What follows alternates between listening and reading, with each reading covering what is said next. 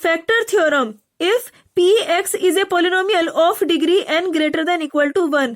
ये थ्योरम कहती है कि अगर px एक ऐसा पोलिनोमियल है जिसकी डिग्री है n, जहां पे n है या तो 1 से ग्रेटर देन या फिर है 1 के equal, and a is any real number, और a है कोई रियल नंबर। रियल नंबर यानी कि वे सभी नंबर जो रियल लाइन या फिर नंबर लाइन पर होते हैं। देन अब है इस थ्योरम के ये 2 पार्ट्स जिनको हमें प्रूव करना है, तो हम लेते हैं फर्स्ट पार्ट। तो फर्स्ट पार्ट कहता है कि x minus a is a factor of px। ये पोलिनोमियल इस पोलिनोमियल px का एक फैक्टर होगा। कब? If pa is equal to 0, अगर pa 0 के इक्वल हो। तो इसको प्रूव करने के लिए हम रिमाइंडर थ्योरम का यूज करते हैं। तो हमने लिखा फ्रॉम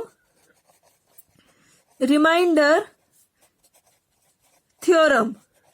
अब इस थ्योरम से हमें मिला px is equal to x minus a qx plus pa, यानी कि जब इस पोलिनोमियल px को डिवाइड किया जाता है पोलिनोमियल x माइनस ए से, तब हमें क्वोशिएंट मिलता है qx और जहां पे pa मिलता है रिमाइंडर। यहाँ पे pa क्या है? जब इस डिवाइजर यानी कि x माइनस ए की हम 0 निकालते हैं, यानी कि हमने इसको रखा 0 के इक्वल, तो यहां से हमें मिला x is equal to a। तो x की ये वैल्यू ही है इस पोलिनोमियल या फिर डिवाइजर की 0। तो जब इस x की वैल्यू को हम रखते हैं px में x की जगह, तो हमें मिलता है pa। तो यही होता है ये pa।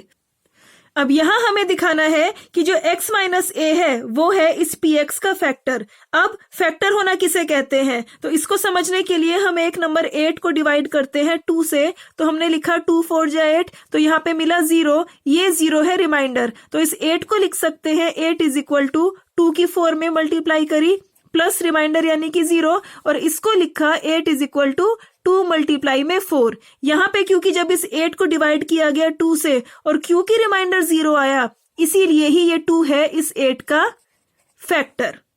अब यहाँ पे ये px है डिविडेंड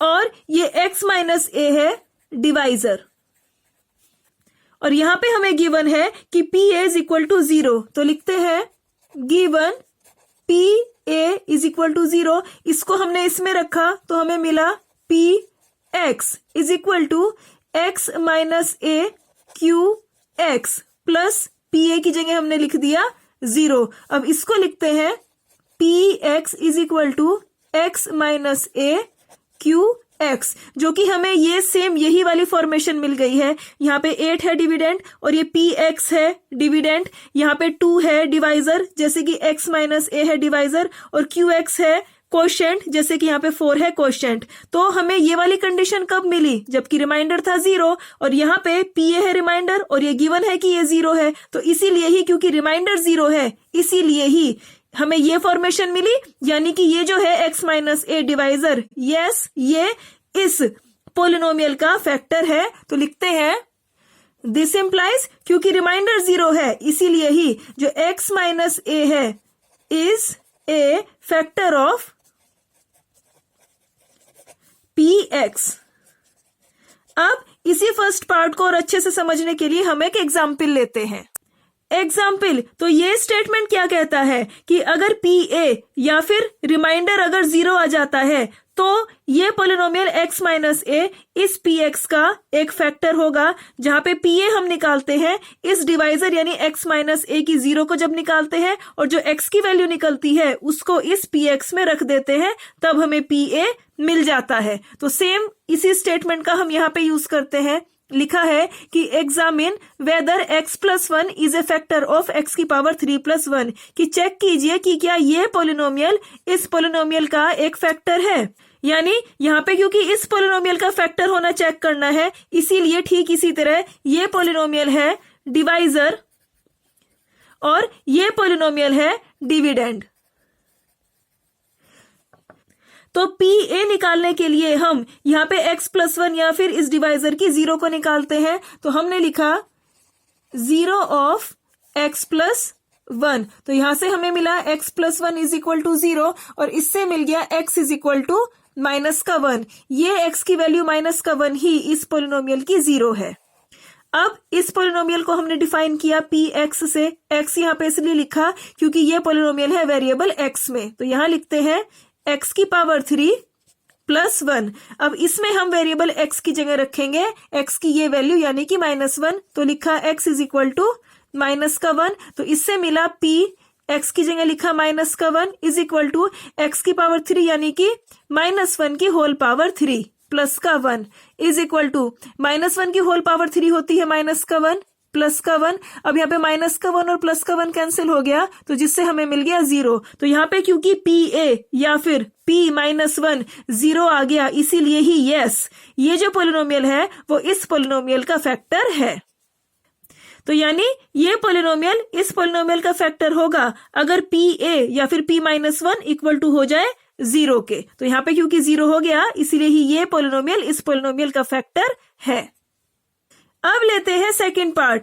ये सेकंड पार्ट इस फर्स्ट पार्ट के बिल्कुल रिवर्स में है। यहाँ पे कहा गया था कि अगर pa इज इक्वल टू 0 है तब x माइनस a इस px का फैक्टर होगा, जबकि सेकंड पार्ट में कहा गया है कि अगर x माइनस a इस px का फैक्टर है तब pa इज इक्वल टू 0 के होगा। तो लेते हैं सेकंड पार्ट को। सेकंड पार्ट इसमें दिया है कि अगर x minus a is a factor of px, कि अगर x माइनस a इस px का फैक्टर है, यानी कि इसको हम ठीक इसी तरह लिख सकते हैं px यानी कि 8, और इसको जब डिवाइड किया x माइनस a से तो हमें मिला कोई कोएफिशिएंट, मान लिया gx। तो हम इसको इस फॉर्मेशन में लिख सकते हैं 8 यानी कि px इज इक्वल टू 2 यानी कि x माइनस a और 4 जो कि कोएफिशिएंट है यानी कि gx। अब हम इस x माइनस a यानी कि डिवाइजर की 0 निकालते हैं, तो हमने लिखा 0 of polynomial x minus a। तो इसके लिए हमने x माइनस a को इक्वल टू रखा 0 के, तो यहां से मिल गया हमें x is equal to a। अब x की ये वैल्यू ही है इस पोलिनोमियल की 0। अब x की इस वैल्यू को रखेंगे हम इस पोलिनोमियल में, तो हमने यहाँ पे लिखा p और x की जगह लिखा a इज इक्वल टू, यहाँ ब्रैकेट लगाया, x की जगह लिखा a माइनस का a g और x की जगह हमने लिख दिया a। तो यहां से मिला प्लस का a और माइनस का a कैंसिल हो गया, तो मिल गया ga और यहाँ पे मल्टीप्लाई में 0, तो इज इक्वल टू ये हमें मिल गया 0, यानी कि pa आ गया इक्वल टू 0 के। तो हमें यही प्रूफ करना था, हमने कर दिया है। कहा था कि अगर x माइनस a इस पोलिनोमियल का एक फैक्टर है तब प्रूव कीजिए कि pa 0 के इक्वल होगा, और यहाँ पे pa 0 के इक्वल आ गया है। अब इसको और अच्छे से समझने के लिए हम एक एग्जाम्पल लेते हैं। एग्जाम्पल, अब ये स्टेटमेंट कहता है कि अगर ये पोलिनोमियल इस पोलिनोमियल का फैक्टर है तब pa इक्वल टू होगा 0 के, जहां पे ये pa क्या है, ये है इस डिवाइजर की 0 यानी कि x की वैल्यू, जिसे जब हम इस px में रखते हैं तो जो हमें मिलता है pa।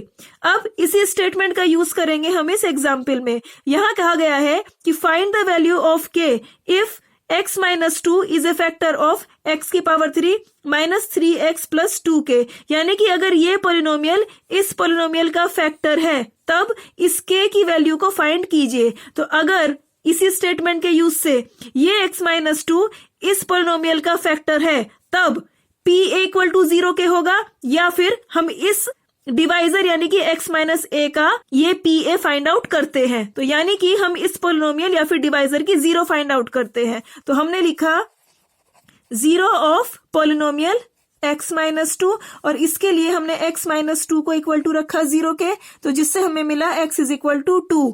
यही है इस पोलिनोमियल की 0। अब इस पोलिनोमियल को हमने यहाँ पे लिखा, तो इसको डिफाइन किया px से। x इसलिए क्योंकि इस पोलिनोमियल में वेरिएबल x का यूज हुआ है, तो लिखा x की power 3 minus 3x plus 2k। अब इसमें हम x की जगह 2 रखते हैं, तो हमने लिखा x इज इक्वल टू 2 और यहाँ पे लिखा p ब्रैकेट x की जगह 2 इज इक्वल टू x की पावर 3 यानी कि 2 की पावर 3 माइनस 3 x की जगह हमने लिखा 2 प्लस 2k। अब इस स्टेटमेंट से ये जो हमें मिला pa या फिर p2 ये इक्वल टू होगा 0 के। तो अब हम इसको सॉल्व करते हैं, तो हमने लिखा 2 की पावर 3 यानी कि 8 माइनस 3 2 जा 6 plus 2k is equal to 0 और यहां से मिला 8 माइनस 6 यानी कि 2 plus 2k is equal to 0 और यहां से मिल गया 2k इज इक्वल टू ये प्लस का 2 इक्वल टू के राइट हैंड साइड में जाकर हो गया माइनस का 2 और यहां से मिल गया k is equal to minus का 2 अपॉन में 2 और ये हमें मिल गया k is equal to minus का 1। तो ये मिल गई k की वैल्यू। तो ये k की वैल्यू हमें कब मिली? जब हमने इस PA को इक्वल टू रखा 0 के इस स्टेटमेंट से। तो अब ये थ्योरम यहाँ पे हो गई है।